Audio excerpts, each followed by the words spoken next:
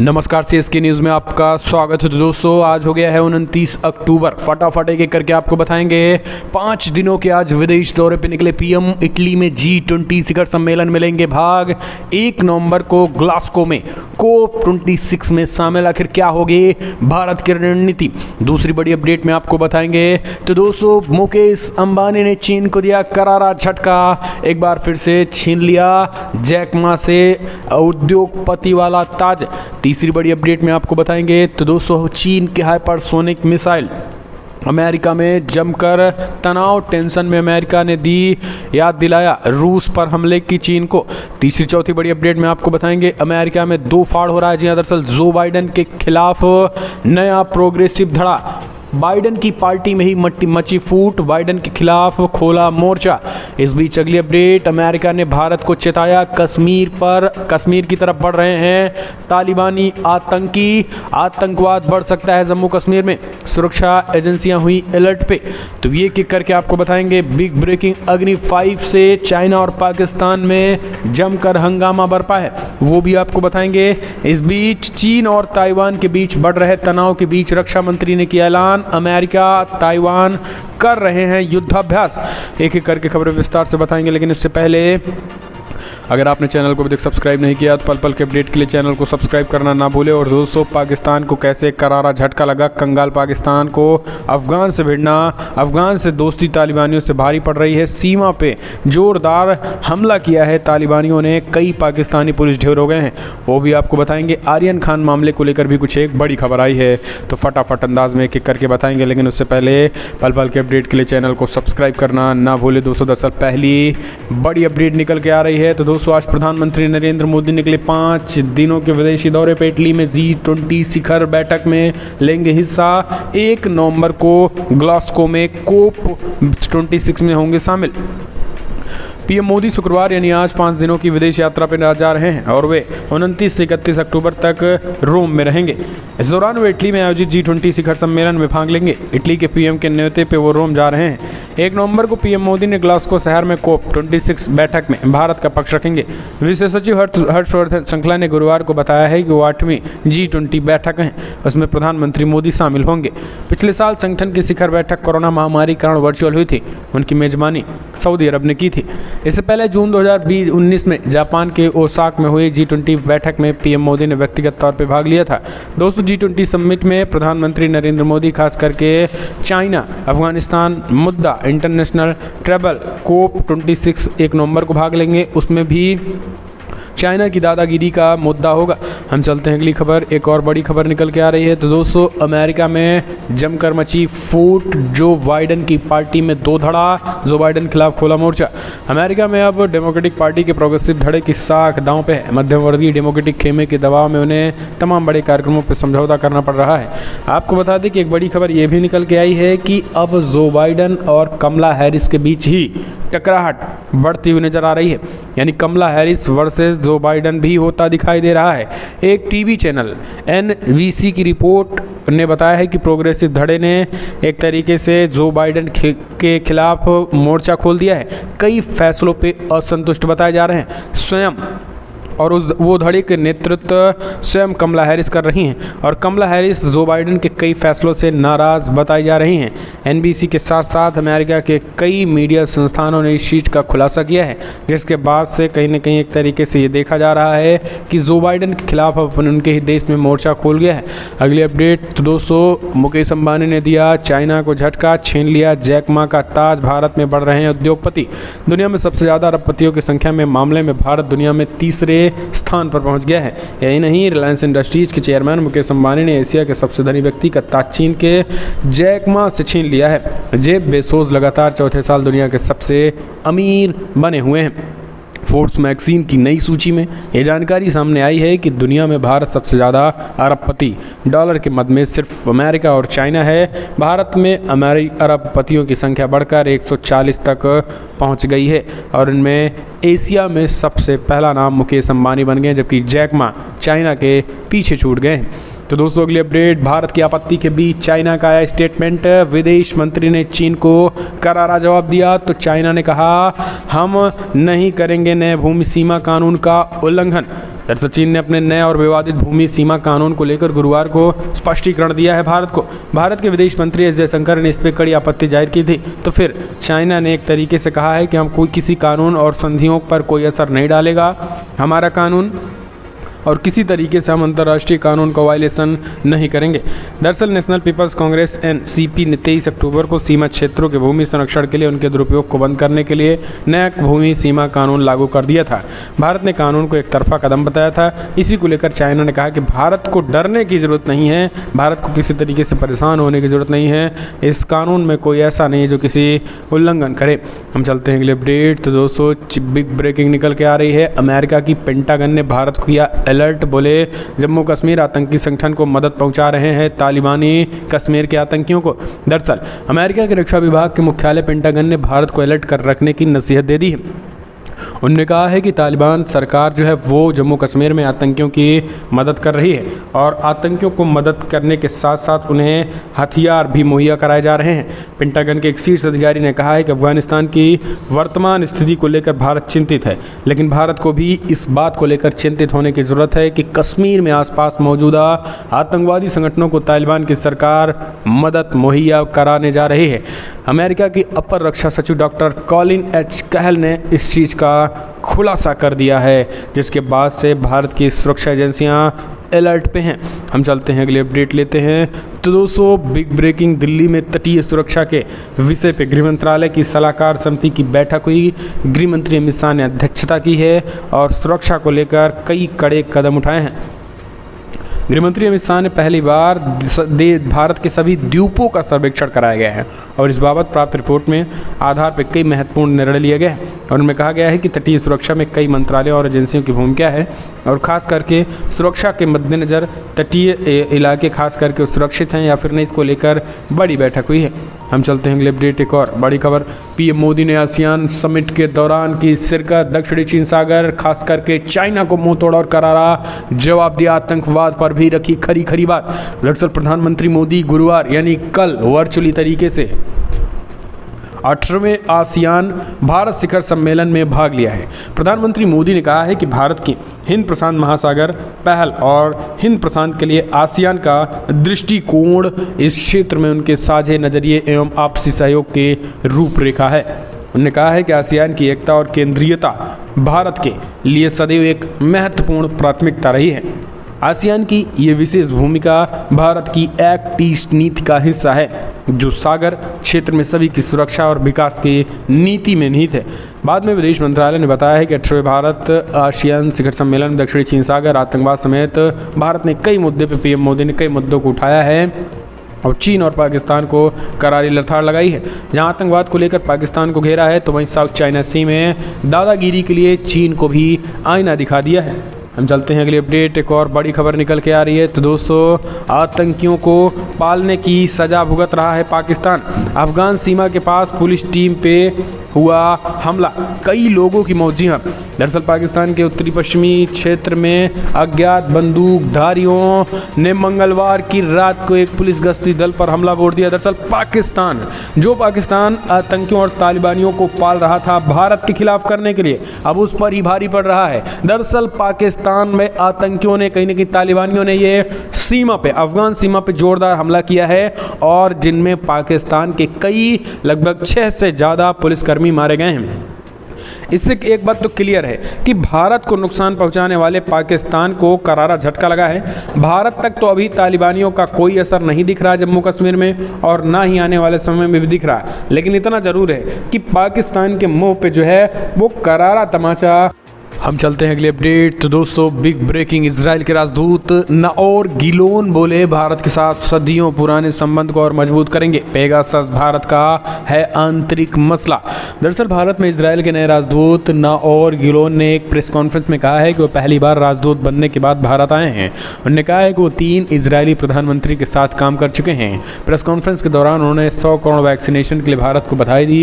दीपावली पर्व की बधाई देते हुए खास करके गर्म इस समय पेगासस मुद्दे को लेकर भी उन्होंने बयान दिया। कहा कि पेगासस स्पाईवेयर केस जो है वो चल रहा है, वो भारत का आंतरिक मसला है। उन्होंने कहा है कि एनएसओ इजराइल की एक निजी कंपनी है। हमने एनएसओ को लाइसेंस देते समय केवल यही शर्त रखी थी कि वो केवल सरकारों के साथ ही सौदा करेंगे या काम करेंगे, इसके अलावा हमारा कोई लेना देना नहीं, और हम पेगासस के बारे में कुछ ज़्यादा नहीं जानते हैं।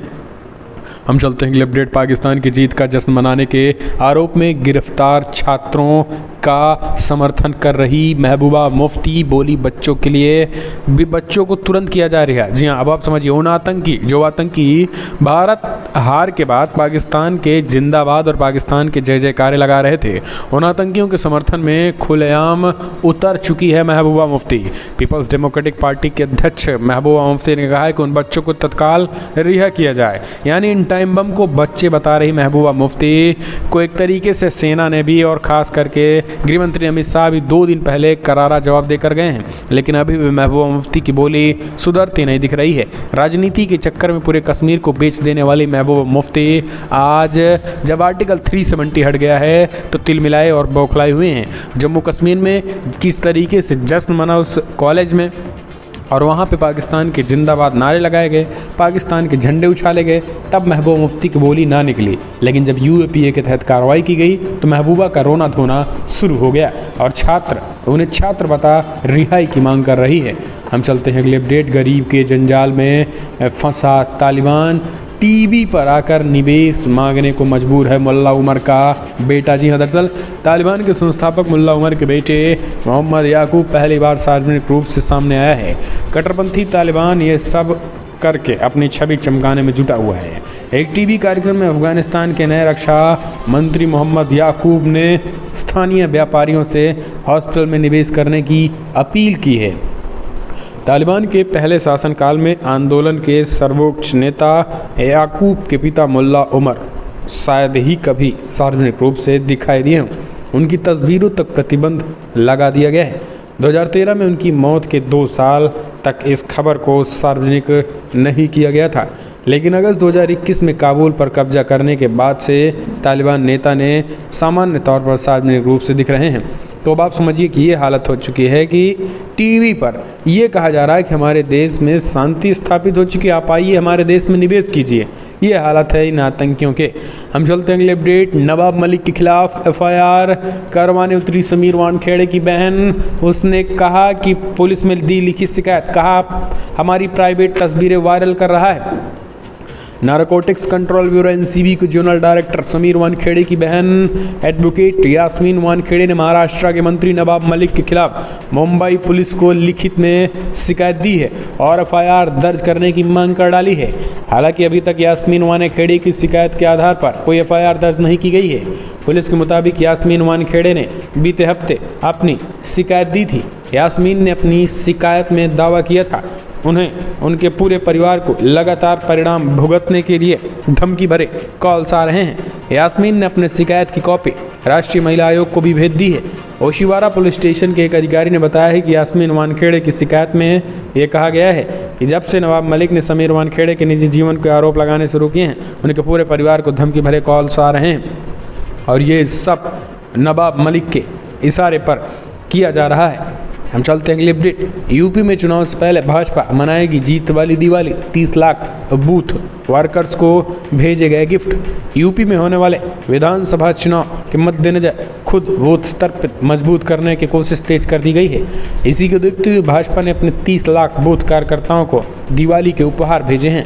वर्ष 2017 के विधानसभा चुनाव में भाजपा के तत्कालीन राष्ट्रीय अध्यक्ष अमित शाह ने बूथ प्रबंधन पर जोर दिया था और बूथ स्तर के कार्यकर्ताओं के घर जाकर भोजन करके नया पारिवारिक माहौल बनाने की कोशिश की थी। अमित शाह ने प्रदेश के हर क्षेत्र में बूथ स्तर के सम्मेलनों को भी संबोधित किया था और यही चीज़ें फिर से होने जा रही हैं। यूपी विधानसभा चुनाव के मद्देनजर गृहमंत्री अमित शाह 30 अक्टूबर को चुनावी शंखनाद कर देंगे और विधानसभा चुनाव 22 के लिए भाजपा ने जो कि रणनीति भी बना ली है। तो दोस्तों फिलहाल बड़ी खबरों में इतना ही, लेकिन अगर आपको वीडियो पसंद आया तो लाइक करिए। तो दोस्तों तनाव बढ़ गया है। चीन की कंपनी को अमेरिका से 60 दिनों में बाहर होने के आदेश दे दिए। जी हाँ, अमेरिका ने कई चीनी कंपनियों को तत्काल देश छोड़ने के आदेश दे दिए। जासूसी के बढ़ते खतरे को लेकर हुआ फैसला। दरअसल चीन दुनिया भर में किस हद तक जासूसी में घिरा है, इसका एक और उदाहरण अमेरिका में देखने को मिला है। दरअसल जासूसी को लेकर अमेरिका ने चीन की लगभग आधी दर्जन कंपनी को बाहर का रास्ता दिखा दिया है और तत्काल 1 महीने के अंदर देश छोड़ने के आदेश भी दे दिए हैं। दरअसल अमेरिका के रक्षा विभाग और खास करके वहाँ के अधिकारियों ने कहा है कि तत्काल चीन के कुछ लगभग 6 कंपनियों को लिस्टेड किया है और इन कंपनियों को तत्काल देश छोड़ने के आदेश दे दिए और कहा है कि जल्दी से जल्दी, और कारण जो बताया है वो है जासूसी का। कहा जा रहा है कि चीन की ये कंपनियां जो हैं अमेरिका में जासूसी कर रही हैं। दूर संचार से जुड़े अमेरिका नियामक FCC ने देश भर में जासूसी खतरे को देखते हुए ये टेलीकॉम सेक्टर के कई लाइसेंस रद्द कर दिए हैं और चाइना को ये करारा झटका है। चाइना इससे तिल मिलाया हुआ है। हम चलते हैं अगले अपडेट। तो दोस्तों, जिस फ्रांस के राजदूत को पाकिस्तान से हटाने की हिंसक मांग हो रही, उसी के सामने हाथ फैलाने जा रहा है इमरान खान। जी हां, पाकिस्तान के फ्रांस के राजदूत को हटाने की मांग के लिए हिंसा भड़की हुई है। हिंसा झड़प अपने 8 लोगों की मौत हो चुकी है और कई लोग घायल हो चुके हैं। सरकार ने शांति बनाए रखने के लिए अगले 2 महीनों के लिए पंजाब प्रांत में रेंजर्स की घोषणा की है। एक और जहां पाकिस्तान में फ्रांस के राजदूत को निकालने की मांग हो रही है, तो दूसरी ओर पाकिस्तान फ्रांस में निवेश की उम्मीद कर रहा है। पाकिस्तान ने स्पेशल इकोनॉमिक जोन यानी SEZ में बिजनेस स्थापित करने के लिए फ्रांसीसी कंपनियों को आमंत्रित किया है। आपको बता दें कि पाकिस्तान में मौजूदा वक्त में 22 SEZ हैं। पाकिस्तान सरकार ने फ्रांसीसी कंपनियों से कहा है कि वो SEZ में बिजनेस स्थापित करें या फ्रांस के लिए स्पेशल इकोनॉमिक जोन स्थापित की जा सकती है। तो दोस्तों, आपको बता दें कि पाकिस्तान और फ्रांस कहीं ना कहीं एक दूसरे के खिलाफ खड़े ही रहते हैं। हम चलते हैं अगली अपडेट। एक और बड़ी खबर निकल के आ रही है। तो दोस्तों, आपको बता दें चीन की सफाई। तो हमने आपको बताया कि रक्षा जो नया मौजूदा समय में लिया गया है, भूमि विवाद को लेकर चीन ने सफाई दे रहा है। हम चलते हैं एक और अपडेट ले लेते हैं। तो दोस्तों, पुतिन ने फिर दी बाइडेन को चुनौती। अमेरिकी प्रतिबंध दरकिनार कर रूस ने साइबर जासूसी का नया अभियान छेड़ दिया। दरअसल दोस्तों, रूस की प्रमुख खुफिया एजेंसी ने अब एक बार नए साइबर अभियान के जरिए अमेरिकी राष्ट्रपति जो बाइडेन को चुनौती दी है। माइक्रोसॉफ्ट के अधिकारी और साइबर सुरक्षा विशेषज्ञों ने चेतावनी दी है कि रूसी एजेंसी नया अभियान चला अमेरिकी सरकार, कॉर्पोरेट कर्मचारियों और थिंक टैंक के हजारों कंप्यूटर्स में सेल लगाने का प्रयास कर रही है। करीब 6 महीने पहले बाइडेन ने दुनिया भर में जटिल खुफिया अभियानों की श्रृंखला चलाने के आरोप में रूसी संस्थानों और कई कंपनियों पर प्रतिबंध लगा दिए थे। ये बड़ी खबर निकल के आ रही है। तो दोस्तों, हम चलते हैं अगले अपडेट। एक और बड़ी खबर निकल के आ रही है, जहां पे प्रतिबंधित पाकिस्तान तालिबान से बातचीत करने पर मलाला यूसुफजई ने कहा संगठन को बढ़ावा न दे सरकार। दोस्तों, पाकिस्तान में घुटने टेक दिए हैं इमरान खान ने। एक तरफ तहरीक लब्बैक ने हालात ख़राब कर लिए हैं। आपको बता दें कि कल पाकिस्तान में इस तरीके से हिंसा भड़की कि 3 पुलिसकर्मियों की मौत हो गई और TLP के कार्यकर्ताओं से जोरदार झड़प के बाद इस तरीके से हालात बन गए हैं कि पाकिस्तान में आज गृह युद्ध छिड़ा हुआ है। यानी पाकिस्तान में अगर हम कहें कि खतरनाक गृह युद्ध छिड़ गया है तो ये गलत नहीं होगा। पाकिस्तान में पुलिसकर्मियों की मौत हो रही, हत्याएं की जा रही हैं। एक तरफ सीमा पे तो हो ही रहा है, अंदरूनी भी गृह युद्ध छिड़ गया है। लेकिन इमरान खान घुटने टेकते हुए TLP के कई कट्टरपंथी आतंकी हम कह सकते हैं जिनको छोड़ दिया गया है और इसी को लेकर अब देश भर में विरोध हो रहा है। यानी देश भर में एक तरफ इमरान खान को ये कहा जा रहा है कि किसी को ना छोड़ा जाए, दूसरी तरफ छोड़ने के लिए विरोध प्रदर्शन और युद्ध तक हो रहे हैं। गृह युद्ध में लोग सड़कों पर उतर गए हैं, हालात यहाँ तक पहुँच गए हैं। हम चलते हैं अगले update. Aryan Khan, Bombay high court ने शाहरुख खान के बेटे को दी जमानत, लेकिन कल नहीं हो पाए रिहा, आज होगी जेल से रिहाई। दरअसल मुंबई क्रूज ड्रग्स मामले में आखिरकार आर्यन खान को राहत मिल गई है। बॉम्बे हाई कोर्ट ने आर्यन खान को जमानत दे दी है और आर्यन के साथ अरबाज मर्चेंट मुनमुन धमोचा की बेल याचिका भी कोर्ट ने स्वीकार कर ली है। करीब 24 दिनों से तीनों आरोपी NCB की गिरफ्त में थे। इससे पहले सेशन कोर्ट ने उन्हें बेल देने से इनकार कर दिया था, जिसके बाद उन्होंने हाईकोर्ट का रुख किया था। अब तीनों की जमानत हाईकोर्ट ने मंजूर कर ली है। हालांकि NCB ने तीनों की जमानत का बहुत विरोध किया था। जांच एजेंसी ने कहा है कि इस अपराध के लिए उन्हें जमानत नहीं दी जा सकती, लेकिन आर्यन के वकील मुकुल रोहतगी ने उन्हें जमानत दिलवाने के लिए कई स्ट्रॉन्ग पॉइंट कोर्ट के सामने रखे, जिसके बाद जमानत मिली हुई है। हालांकि आपको बता दें अभी वो रिहा नहीं हो पाए, आज उनकी रिहाई होगी। हम चलते हैं अगली अपडेट। एक और बड़ी खबर, पटाखों पर बैन के आदेश का पालन न होने पर भड़का सुप्रीम कोर्ट, कहा जान की कीमत पर उत्सव मनाने की इजाजत नहीं है। दरअसल दोस्तों सुप्रीम कोर्ट ने गुरुवार को प्रदूषण फैलाने वाले पटाखों की बिक्री और इस्तेमाल पर सख्त नाराजगी जताई। कोर्ट ने कहा कि सभी राज्यों को प्रतिबंधित पटाखों पर लगी पाबंदियों को लागू करना होगा। कोर्ट ने कहा है कि प्रतिबंधित पटाखों को बेचने वालों के खिलाफ सीबीआई जांच का आदेश दे सकता है और दिवाली से पहले सुप्रीम कोर्ट ने साफ कर दिया कि पटाखों पर उनके द्वारा रोक लगाना किसी समुदाय या किसी तरीके से विशेष के खिलाफ नहीं है। Justice MR. शाह और जस्टिस ए.एस. बोपन्ना की बेंच ने स्पष्ट किया है कि वो चाहते हैं कि कोर्ट के आदेशों को पूरी तरीके से पालन किया जाए। तो दोस्तों ये सुप्रीम कोर्ट ने बड़ा ऐलान किया है। हम चलते हैं अगले अपडेट। एक और बड़ी खबर निकल के आ रही है। तो दोस्तों मोदी सरकार ने ताबड़तोड़ ऐलान जम्मू कश्मीर में, आपको बता दें कई आतंकियों का सफाया। इसके साथ ही गृह मंत्री अमित शाह जैसे ही छोड़े जम्मू कश्मीर, कई आतंकी ढेर। कल 2 आतंकियों को ढेर कर दिया है, जिनमें बिहार और यूपी के उन मजदूरों को ढेर करने वाले आतंकियों का नाम है जिन मजदूरों को आतंकियों ने ढेर किया था। हम चलते हैं अगले अपडेट। बंगाल पाकिस्तान कर्ज मांगने में नंबर 1 हुए इमरान खान, पुराने 7 प्रधानमंत्रियों को छोड़ा पीछे, आंकड़े चौंकाने वाले। सऊदी अरब ने बुधवार को एक बार फिर से पाकिस्तान को कर्ज के बोझ तले दबा दिया। इस बार सऊदी अरब ने प्रिंस ने इमरान खान का $3 अरब US का कर्ज दिया, लेकिन एक चौंकाने वाला खुलासा, महज 2.5 से 3 साल में इमरान खान ने इतना कटोरा लेकर दुनिया के देशों से कर्ज मांगा है, इतनी भीख मांगी है कि अभी तक, अगर पाकिस्तान की बात करें तो पाकिस्तान के 7 प्रधानमंत्रियों को इमरान खान ने महज 2.5 से 3 साल में ही पीछे छोड़ दिया है और ये सबसे नंबर 1 बन गए हैं इमरान खान। तो बधाई हो इमरान खान को, सबसे ज़्यादा कहीं ना कहीं एक तरीके से पैसे मांगने और उधारी मांगने को लेकर सबसे ज़्यादा नंबर 1 बन गए हैं। तो दोस्तों फिलहाल बड़ी खबर में इतना है, लेकिन अगर आपको वीडियो पसंद आया तो लाइक कर शेयर करें, कमेंट